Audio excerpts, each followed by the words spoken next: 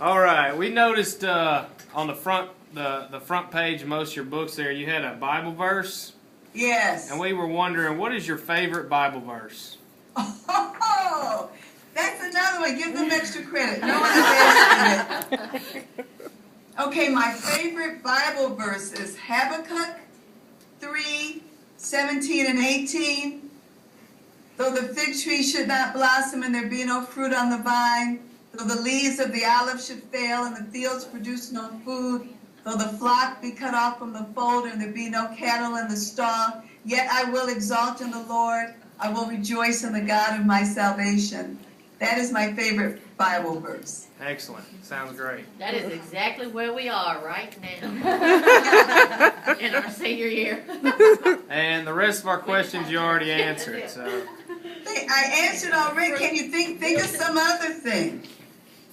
Didn't I pique your interest on anything else new?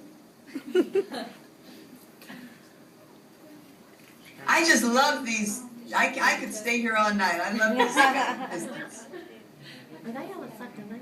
what's your advice for the youth today? Wow, what a good question. You know, I always encourage kids to use their libraries. So any school visit I do, I put in a plug for libraries. So that's my advice for youth today, is to take full advantage of libraries. And in fact, I have a story, an article from the New York Times that I share with young people. And it's about some kids in South Africa, and they're marching. So, of course, I asked the kids, I said, what do you think they're marching about? And they think, oh, you know, they want equal rights or whatever. I said, no, they're marching for libraries. They're saying, we want libraries and librarians. And really, that always breaks my heart, because we have libraries all over the place. You know, even the smallest community is going to have a library. We kind of take them for granted. So that's my advice for young people, is to use their take full advantage of their libraries. Do you do a lot of traveling? Yes. You know, I do. Mostly it's in southeastern Michigan, but I also do lately, the last couple of years, I've done a lot of traveling on the western part of Michigan. I haven't done too much out of state. For a while there, I was doing, like I said, you know, I went to Memphis, I did Ohio, Indiana, Illinois, things like that. Washington, D.C., I've gone a few times. But mostly, lately, my travel has been mostly in southeast Michigan. Okay. Well, great, thank you. Yes, ma'am. Thank you. You didn't tell them you went to Italy. Oh, I thought he meant like for my books. Oh. Oh, no, anywhere. No, anywhere. My husband and I, we went to Rome.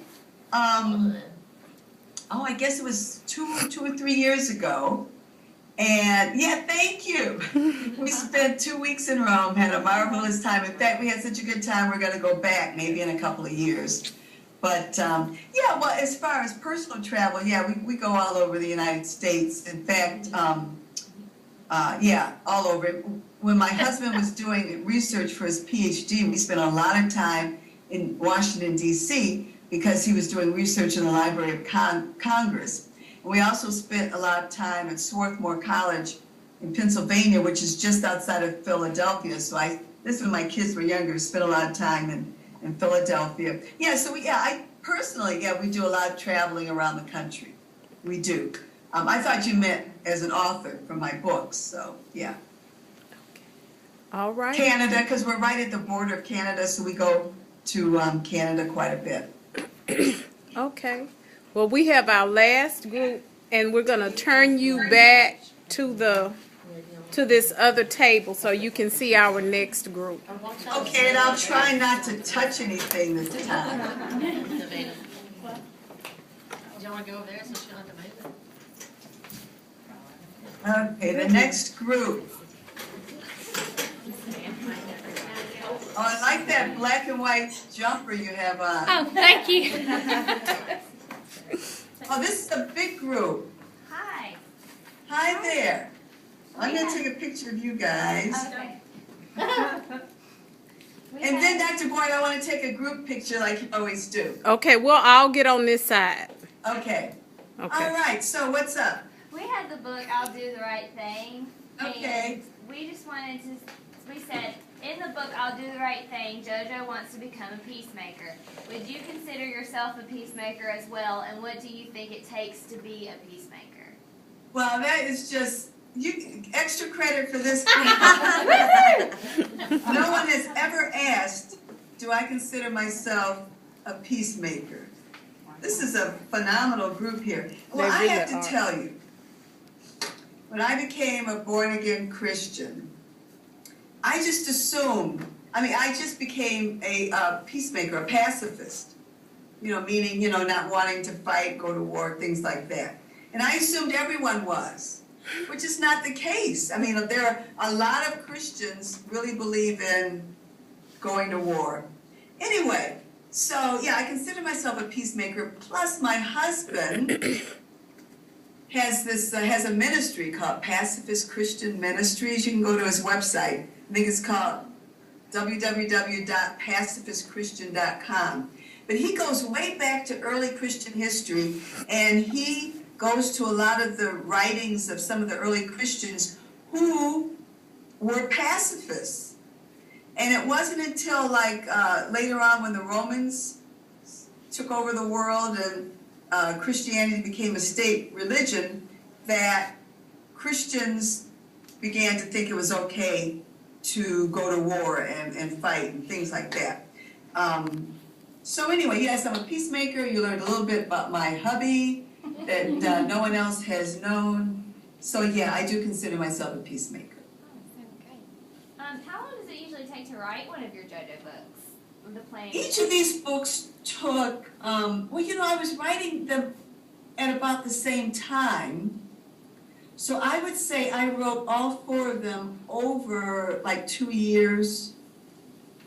Because the thought, the character, all the basic character development took place at the same time. Where I developed, JoJo, Tyrone, Kalia, Mrs. Morgan, the librarian, the parents, things like that. Mr. Booth, who owned the store. Cecil, the bad guy. So all of that, came together at once. So then I just had to, and I don't know if you read the part at the beginning of the book, but I also wrote the reading sections that JoJo's reading from. So I had to do a lot of research for that and to write those sections there. So it probably took me, to write off for a good 2 years, yeah.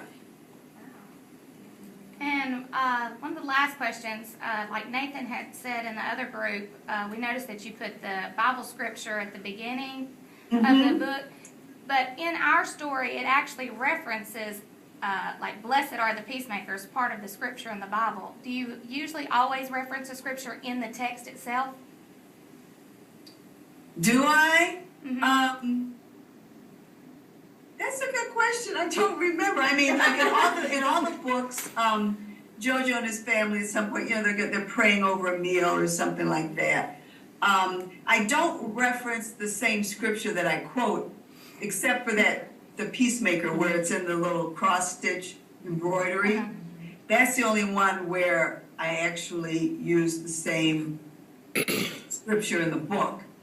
But, and the other one, maybe that's not true, because which is the one where they talk about the still small voice? I'll fly my own plane. I'll fly my own plane. I have to look and see, because I usually don't read the scripture. Oh, here it is. Okay, so also in I'll Fly My Own Plane, where I quote, where he says, whether you turn to the left or to the right, you'll hear that small voice. So yeah, that one is in the book. So, so in 2 of them, the scripture that I quote, but let me look, the scripture that I quote is in the book. Yeah. So yeah, the other 2, they are not in the book. So that's another good question. You guys get 2 extra credits. Not that I have any sway over Dr. Boyd, okay? She's probably chuckling to herself. Yes. Okay. And I believe that's all of our